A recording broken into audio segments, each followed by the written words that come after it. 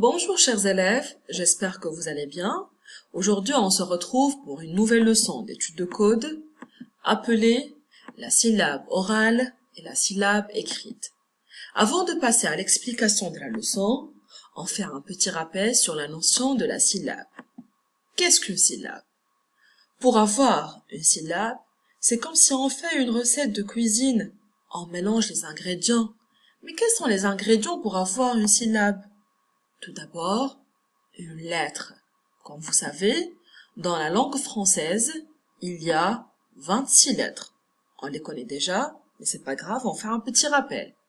A, B, C, D, E, F, G, H, I, J, K, L, M, N, O, P, Q, R, S, T, U, V, W, X, Y, Z. Bravo. Après la lettre, vient le son. Comme vous savez, chaque lettre émet un son. Par exemple, la lettre U fait le son U. La lettre S, elle fait le son S. La lettre O, elle fait le son O, bien O. Il y a différentes lettres, bien sûr. Par exemple, si je prends l'exemple de la lettre B, elle fait le son B. La lettre C, elle fait deux sons. Elle peut faire le son S, le son Q. La lettre D, elle fait le son D. Alors, comme on a dit, il y a 26 lettres et il y a 36 sons. Parce que il y a des lettres qui émettent deux sons. Comme on a dit, la lettre C, je vois la lettre C, mais je prends donc deux sons. Le son S et le son Q. Ces sons-là, quand on les regroupe, ça nous donne une syllabe. Par exemple, si je regroupe le son S avec le son A, ça me donne ça. Si je prends, par exemple, la lettre N et la lettre O, le son N et le son O, ça me donne non. Comme on a dit, les sons sont comme les ingrédients de cuisine. Ils se mélangent pour former des syllabes. Et ces syllabes-là, ils se mélangent aussi pour nous donner autre chose. Quand on mélange les syllabes, ça nous donne, à votre avis, qu'est-ce qui vient après une lettre? Un son, une syllabe. Bien sûr, ce qui vient, c'est un mot. Si je prends la syllabe la et je rajoute la syllabe pain, ça me donne le mot lapin. Si je prends la syllabe K, je rajoute la syllabe mais, et je rajoute la syllabe ra, ça me donne le mot caméra. Lorsque les sons se regroupent, ils forment une unité qu'on appelle la syllabe, et quand les syllabes se regroupent aussi, ils forment une unité qui s'appelle un mot. Et grâce à ces mots-là, que je peux lire des phrases ou des textes. Bien sûr, quand vous savez en classe, et comme chaque jour quand on veut faire une leçon d'étude de code bien un nouveau son, on découpe à chaque fois les syllabes. Et bien sûr, en les découpant, en frappant les mains. Par exemple, si je prends le mot moto, à votre avis, dans le mot moto, il y a combien de syllabes? On réfléchit. Donc, on tape les mains ensemble. Moto. Bravo. Dans le mot moto, il y a deux syllabes. Si je prends par exemple le mot refuser. Dans le mot refuser, à votre avis, il y a combien de syllabes? Donc, on tape les mains ensemble. Refuser. Bravo.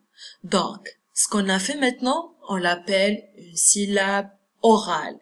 Ça veut dire, on frappe les mains pour compter les syllabes, mais oralement.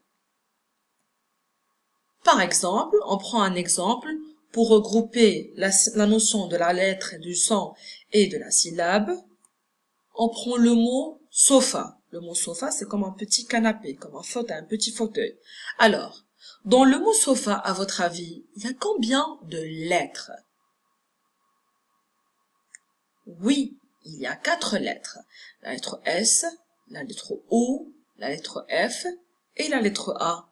Mais il y a combien de sons? Combien de sons j'entends dans le mot sofa? J'entends S, j'entends O, j'entends F et j'entends A. Si je vous demande maintenant de les découper en syllabes. So-fa. Donc il y a 2 syllabes. Très bien. Maintenant on passe à un autre exemple. Je prends l'exemple du mot journal. À votre avis, le mot journal, il se compose de combien de lettres? Je vous laisse compter les lettres. Alors, pour le mot journal, il y a 7 lettres. J, O, U, R, N, A, L. Bravo. Maintenant, on compte, il y a combien de sons? Combien de sons j'écoute dans le mot journal? Alors, on va les compter ensemble. J'entends J, OU, R, N, A, L. Journal. Et si je vous demande de compter à combien de syllabes? Je vous laisse réfléchir.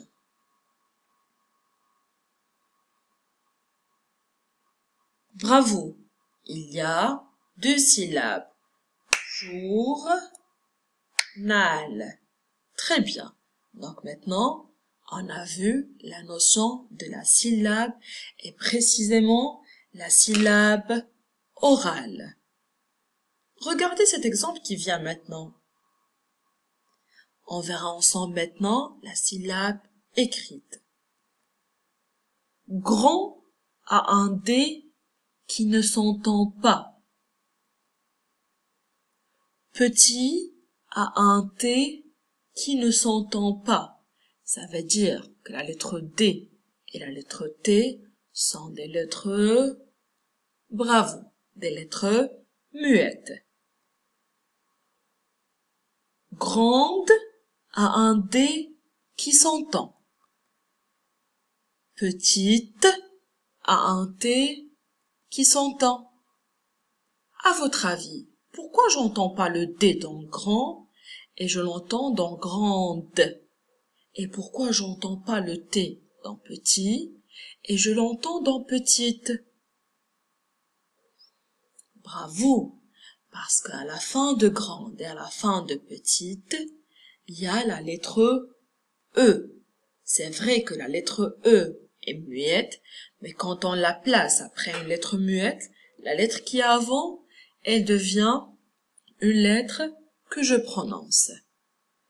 On va voir ensemble la différence d'une syllabe écrite et une syllabe orale.